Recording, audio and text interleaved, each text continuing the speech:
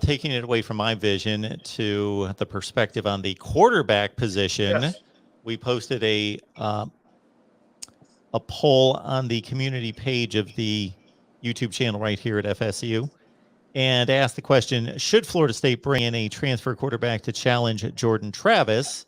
We currently have 313 votes. 80% say yes. They want to transfer to come in. Yes. I mean, I guess well, that's Bobby a bigger. Martin. That's a bigger question. Yeah, who could you bring in? And I think it's going to have to be after spring once some more guys see the depth charts and such. And nowadays, most players want to come in and they want to start immediately. They'll even go down to this, even smaller schools and take their chances on getting a starting spot. But I would love for a player to come in and compete with Jordan Travis, but it's just not going to happen this spring. It's going to have to happen in the latter half, which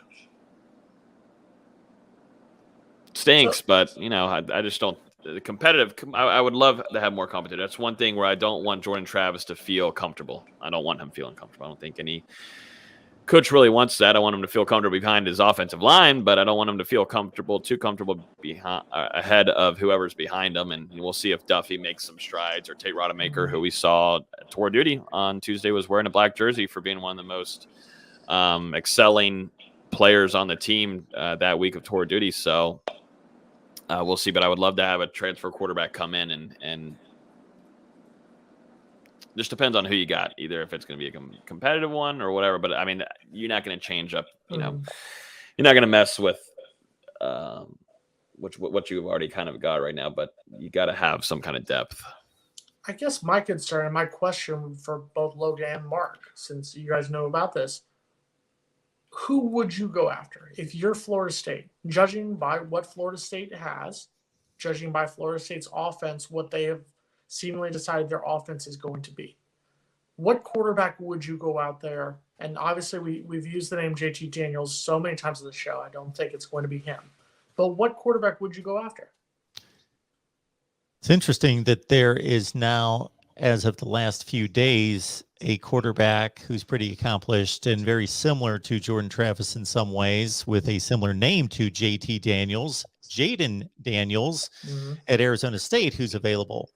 I guess the one issue I have with bringing him in, even though he would fit the narrative that we've discussed recently about bringing in a similar style quarterback so you could keep the offense consistent, is that Jaden Daniels isn't Bryce Young, CJ Stroud, where you bring in somebody like that, like a top 5 quarterback in the country. He's the starter. He's not below in any type of evaluation, I don't think. Jordan Travis, you're talking about 2 quarterbacks that you would just say, here's an open competition, go at it. Because Jaden Daniels obviously wouldn't come here to Florida State to be a backup quarterback. Logan? Yeah, no, I don't see that. Yeah, most players, I think definitely Daniels. I mean, he's going to get targeted from a lot of schools, even on the Pac-12 of where he wants to go. Definitely some teams are going to want to snag him, but I just don't see that happening. The biggest thing right now to watch is this camp and seeing Duffy develop as a passer. He came in shape, looks good. He's got maybe a bigger size than maybe most think. Definitely when they're able to share some pictures and they put the pads on and such. And a lot of these guys like Tate Rodemaker, that's all you got. It's not really a lot of guys. That's about what you got. And Tate Rodemaker, whenever put out onto the field in games, kind of has underperformed and been inconsistent there. He's not someone you can really rely on yet. During practices, during drills, during scrimmages, he can light it up.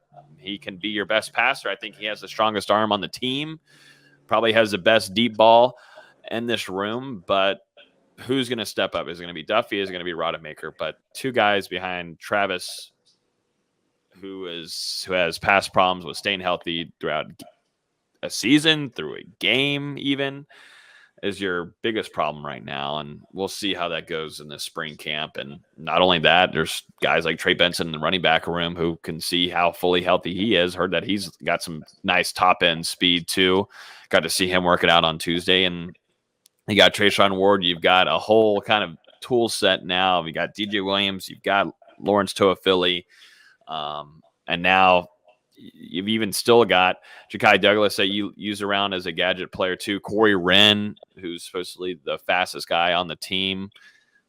You know, that running back room too still has some, I would say, more good question marks, because you're just wondering how this is going to work.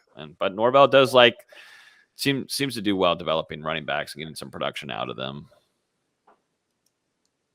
I still think Toafili, we'll see. I thought he was playing well. He was making strides last season near the half, and then he got hurt. After the Clemson game, of course, whenever he was going off, making highlight plays on SC Top 10, and then gets hurt, and then that kind of ruined things there. And I can tell you no to Lawrence Toafili when we saw him on Tuesday. He has not gained a lot of weight. If anybody was wondering, I just don't think that's just going to happen. I know a lot of people want him to gain 15, 20 pounds, but I just don't think his body's going to work that way. And maybe it doesn't need to be that way. I mean, you got to see him last year, and it was playing solid. It's just not going to be a thumper. And you've got guys now like DJ Williams, Trey Benson for those needs. Mm-hmm. Now you can toss out a Rodney Hill, a Toafili out around and be a good pass catcher, running back. Even Corey Wren, I think there's a lot of opportunities now. That really surprised me. They only had 163 yards last year. Toafili? Yeah, just look at the stats that MarkRogersTV, the voice of college football, just threw up on the screen. Oh, yeah. So, thinking about Corbin Ward going off, and then Toafili kind of gets dinged, and we didn't hear much of Toafili in the beginning part of the season, which sucks. Trayshawn Ward, 515 yards, 6.4 yards a carry.